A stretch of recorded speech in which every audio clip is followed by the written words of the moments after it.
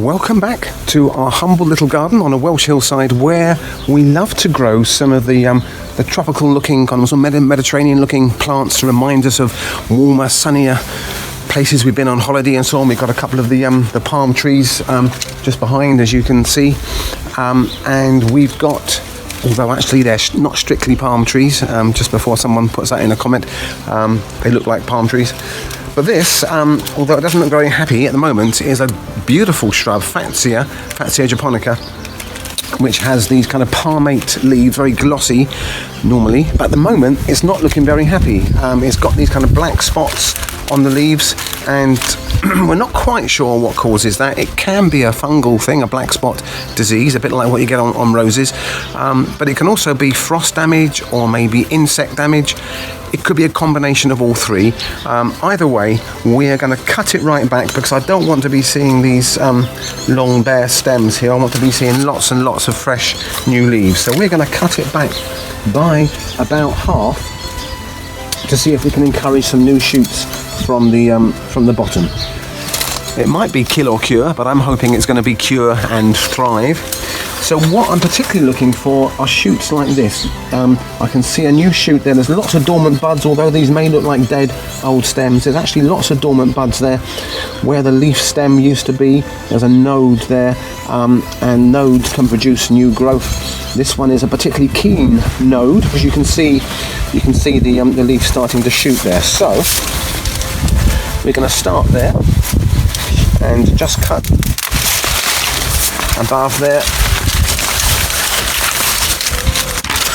You can see that this shoot was keen to go. Look, that's the new shoots there, the new growth just about to burst into new life. So we're doing this in April, middle of April, so that we combine our prune with the time of the year when the plant is about to burst into new growth.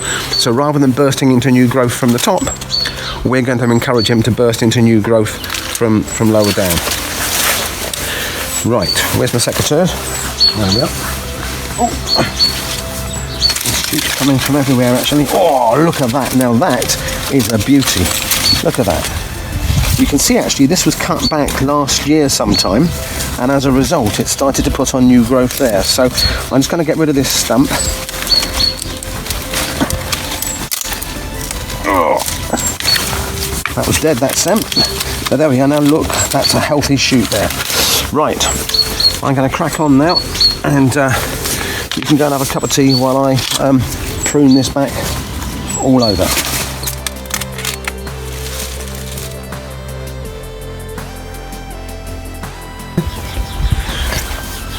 There you go. So you can see we've reduced him down quite a lot, and here's all the stuff that we've trimmed off. It's amazing how much debris that we can generate. So we'll get those lot composted, but there's just a couple of leaves here that still got black spots on, so I'm just going to take those off just in case there's a fungus in there which might reinfect. So we got rid of him, and there's a couple more I'm going to take off. The other thing that we're going to do is give this a feed. We want to encourage some healthy new growth now. So you know me, I do like my slow release fertilizer, and I like this one in particular because rather than just being high in nitrogen, now nitrogen will encourage lots and lots of lush new growth, which would be perfect in a sense for this. There is nitrogen in here, but it's got a higher level of potash, and potash encourages a tougher, it strengthens the cell walls. And bear in mind that, you know, we've recognized that pest and disease have penetrated, if you like, the cell walls of this plant in the past. Rather than encouraging lots and lots of soft and slightly vulnerable new growth, we're going to encourage some slightly tougher new growth by adding in some potash as well as nitrogen, so that the new growth that comes on here will just be a little bit more resilient, a bit more robust, and able to resist any attacks of either pest or disease. So there we are, he's had his breakfast, and that will wash in with the rain now and gradually release those nutrients over 6 months, right the way through the spring and the summer, ready for it to be toughened up as we go into the autumn. The other thing that happens in the autumn is that you can get lovely white clusters of flowers. In case you're not familiar with Fatsia, you get clusters of white flowers in the autumn, late summer. And you can also get kind of blackberries that sit there through the winter as well. So it's not just about the leaves here. You get some lovely flowers as well.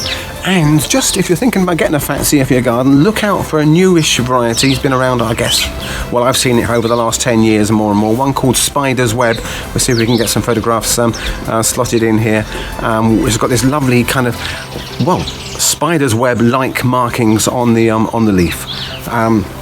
Fatsia, good in the sun, good in the shade. Seems to grow really well here in the UK despite some of our cold weather. If it does get knocked about a bit, as you can see, we can prune it. And I think, where are we now? We're in the middle of April. Let's come back here in the middle of July. You have to remind me, folks, if I forget. And let's see how this plant has recovered from this rather harsh but well-meaning prune.